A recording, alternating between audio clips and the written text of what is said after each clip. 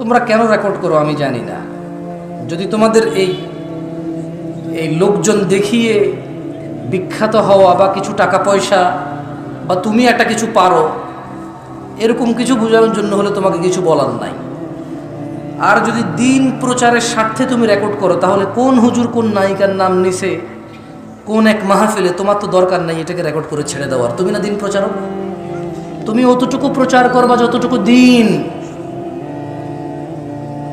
As a দিন প্রচারক যদি আমি দিন প্রচার করতে এসে খেয়ানত করি অথবা ভুল করি, উপস্থিত জনতার সামনে আমার ভুল হয়েছে,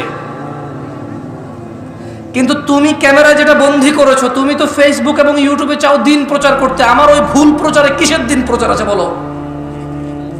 তুমি তো জানো এটা দিন না। তাহলে কোন হুজুর কোন নায়িকার নাম নিছে, কোন হুজুর কোন নায়কের নাম নিছে, তোমার তো দরকার নাই তার ওই অতটুকু অডিওর সাথে ওই মহিলার ছবি লাগাই দিয়ে প্রচার করে দেওয়ার। এটাতে কেমন দিন প্রচার তোমার? ছি, তোমার মতো বাজে দিন প্রচারক আমি দেখি নাই। ওই লোক যে প্রতিদিন মাহফিল করে, ওই লোক যে প্রতিদিন ঘন্টা কথা বলে, 2 ঘন্টা কথা বলে, ওই লোক যে ঠিক মতো ঘুমাইতে পারে না, খাইতে পারে না, নিজের স্ত্রী সন্তানের দেখা পায় না মাহফিলের সিজনে, ওর কতটুকু মস্তিষ্ক শান্ত বা কতটুকু মস্তিষ্ক অশান্ত, শারীরিক কি কন্ডিশন, অথবা কথা বলতে গিয়ে যদি সে কারো সৌন্দর্য উদাহরণ দিতে গিয়ে যদি সেটা ভুল উদাহরণ দেয়, যদি একটা অগ্রহণযোগ্য উদাহরণ দেয়, যদি একটা অসুন্দর উদাহরণ দেয়, তোমার কি এমন, তুমি কি এমন দিন প্রচারক হয়েছো যে ওর অতটুকু অংশকে কাট করে প্রচার করে দিবার বলবা দিন প্রচার করতেছো?